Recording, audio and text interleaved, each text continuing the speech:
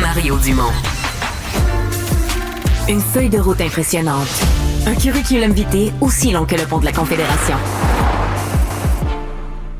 C'est une nouvelle qui aura peut-être été un choc, là. Plusieurs propriétaires, pas propriétaires, mais locataires de logements. Chaque année, c'est le tribunal administratif du logement, c'est prévu dans la loi, établit un peu ce qui est l'augmentation de loyer acceptable. Je le dis comme ça, c'est pas comme ça que c'est dit dans la loi, mais l'augmentation de loyer justifiée, justifiable. Et cette année, c'est tombé à 5,9 nettement plus élevé que l'inflation. Antoine Morneau-Sénéchal est avocat spécialisé en droit du logement. Bonjour. Bonjour. Est-ce que ça vous apparaît raisonnable, justifié? Ben, disons que j'étais surpris, mais il faut comprendre qu'on est en retard dans le sens que la méthode de calcul, il faut comprendre que le tribunal administratif se lève pas un matin et dit ça va être ça, là. Donc, c'est imposé par le gouvernement, puis on se base entre la différence entre 2023 et 2024 pour déterminer ça va être quoi l'augmentation cette année. Donc, on est en retard sur les grandes périodes d'inflation. Fait que c'est ce qui explique pourquoi c'est très élevé cette année. Oui, parce que la grosse année d'inflation, c'était 2022. Au pays, sur l'ensemble des biens et services, l'inflation était à presque 6 %. Puis cette année-là, les loyers, ça avait été 1,9 %. Fait que c'est comme si l'augmentation des loyers est décalée. Là. De la façon que c'est calculé, c'est décalé sur la réalité. Sauf que mettons, le locataire qui regarde pas l'historique, lui, il se dit, cette année, l'inflation est en bas de 2 %. J'écoute les nouvelles, on me dit que l'inflation est sous contrôle en bas de 2 %. Puis là, on justifie l'augmentation des loyers à 5,9 %. Il y en a qui font un saut, là. Ben, c'est clair. Puis, il faut comprendre aussi que le calcul d'augmentation se base sur plein de facteurs, puis pas sur l'inflation globale, mais sur l'inflation spécifique à certains éléments. Puis, taxe municipale, l'assurance...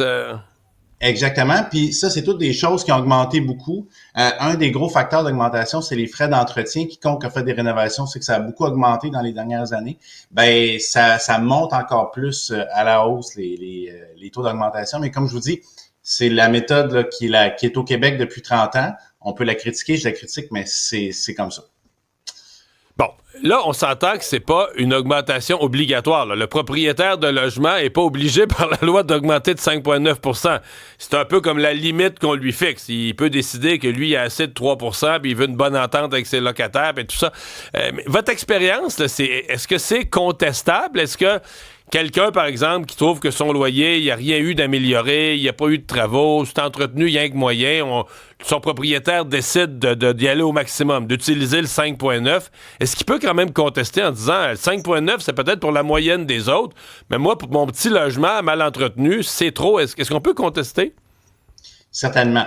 En fait, il faut comprendre que le montant qui est déterminé par le TAL, l'estimé, ça reste un estimé et c'est un calcul qui se fait immeuble par immeuble. Donc, si vous considérez qu'il n'y a rien qui justifie une augmentation élevée cette année, oui, vous pouvez refuser. Il faut le faire, par contre, dans le mois où on reçoit l'avis d'augmentation du propriétaire. Donc, on a un mois pour contester, puis si on ne conteste pas, on accepte. Donc, c'est quoi les dates? Donc, l'avis, prenons ceux qui sont au 1er juillet. Oui. Le propriétaire a jusqu'à quand pour envoyer un avis d'augmentation? Normalement, ça doit rentrer avant le 31 mars. Sinon, il est trop tard. Puis là, il y a un mois, donc jusqu'au 30 avril, là, on peut contester. Exactement. Oui, il faut renvoyer un avis écrit au propriétaire disant qu'on refuse, mais qu'on reste dans notre logement. OK. Ça, le 5,9 %, c'est pour le logement de base. Il y a toute une mécanique. Si votre logement, par exemple, a de l'électricité, du chauffage, du gaz, du chauffage au mazout inclus, il y a tout un tableau avec des chiffres qui peuvent être différents. Là. Tout à fait. Puis ça va dépendre aussi. Il faut comprendre que le 5,9 % ne tient pas compte des potentielles hausses de taxes municipales. Donc, s'il y a des hausses municipales importantes de taxes municipales importantes dans votre municipalité, ça peut aller au-delà de ça. OK. Puis on s'attend à ce qu'il y en ait peut-être. Donc, c'est ça. Puis s'il y a eu des travaux, ben c'est encore plus aussi. Fait que ça dépend vraiment de chaque scénario. Puis ça fait que pour les locataires, ben c'est un peu difficile de se retrouver souvent. Là. C'est important ce que vous nous dites là, parce que parfois, dans l'actualité, quand arrivent les hausses de taxes municipales, on a tendance à dire que ça frappe les propriétaires, là, que c'est les locataires qui sont frappés, mais par la mécanique du calcul que vous nous décrivez, ça frappe aussi direct. Quand on hausse les taxes municipales, ça frappe directement les locataires dans le calcul de l'augmentation acceptée. Là. En fait, il faut comprendre que pour un immeuble qui est loué à 100%, là, 100% de la hausse de taxes est imputée au locataire. Elle est incluse en totalité dans le calcul de la hausse des loyers. Donc, ça peut paraître, là, effectivement, beaucoup sur le montant du loyer.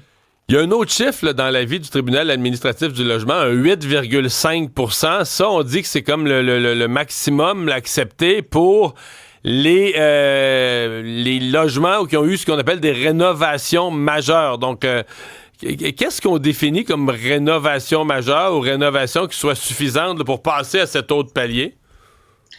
Ben, en versus fait, ce qu'on pourrait appeler de l'entretien régulier, là? Oui, il faut que ça soit quelque chose de plus structurel, là. Donc, on rénove complètement une salle de bain, on refait le toit, on refait le revêtement extérieur, on refait les balcons, ce genre de choses, là. Des travaux vraiment importants. Mais il faut comprendre que le 8,5 %, c'est un scénario de rénovation. Je pense qu'il incluait 5 000 $ de rénovation. Mais si c'est plus, ça pourrait aller plus que ça, là, si on a des plus hauts montants, tout ça. Donc, c'est pas une limite fixe, là. Ça dépend vraiment de chaque scénario. Mais oui, c'est ça. Pour des rénovations majeures, il faut que ça soit vraiment gros, là. Il y a dans parce qu'avec l'augmentation hier, je dois avouer que j'ai fouillé ça un peu. Le tribunal administratif du logement, sur son site Internet, a quand même fourni des outils, là, des espèces de calculateurs. Le but de ça étant d'éviter, évidemment, le plus possible, d'éviter que des dossiers leur arrivent, parce qu'ils deviennent un tribunal puis ils tranchent, mais pour essayer que les gens aillent pas au tribunal, ben on leur dit, garde, là, mettez-vous, utilisez, locataires et propriétaires, mettez-vous ensemble, utilisez l'outil de calcul, mettez des chiffres raisonnables, logiques dedans, puis vous allez arriver à quelque chose qui va vous aider à vous entendre. Ça marche-tu, cet outil-là? Non. C'est une réponse claire et honnête, ça?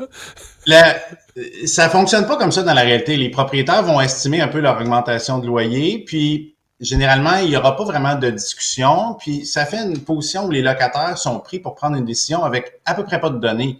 Moi, si je suis locataire, le montant des taxes municipales, je peux le savoir, mais tous les autres chiffres, comment ça coûte d'assurance, d'entretien, d'électricité aux propriétaires, je le sais pas. Donc, il faut que tu te fies à sa parole un peu, à moins qu'il te montre les documents. Faut que tu te fies à sa parole, puis souvent les fréquent. propriétaires... C'est ça. Puis souvent, les propriétaires, pour toutes sortes de raisons, sont réticents à montrer leurs documents aux locataires. Donc, souvent, là, on va décider ça à l'aveugle. Puis c'est ce qui rend la méthode québécoise pas très optimale, je trouve. Là. Ouais. On va suivre tout ça. Antoine Morneau-Sénéchal, merci d'avoir été avec nous.